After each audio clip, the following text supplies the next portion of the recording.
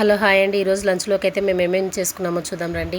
వేడి వేడి రైస్, దొండకాయ కర్రీ,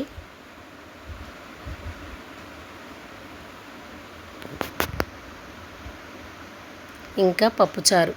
ఈ పప్పుచారు పెసరపప్పుతో చేశానండి, చాలా చాలా బాగుంటుంది చూడండి.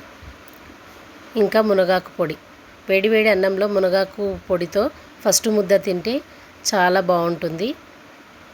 అలాగే రవ్వ పాపడాలు చూడండి. ఇప్పుడు ఫస్ట్ మునగాకు పొడితో ఎలా ఉందో టేస్ట్ చేద్దాం. పొడితో అయితే చాలా బాగుందండి, మీరు కూడా ట్రై చేయండి.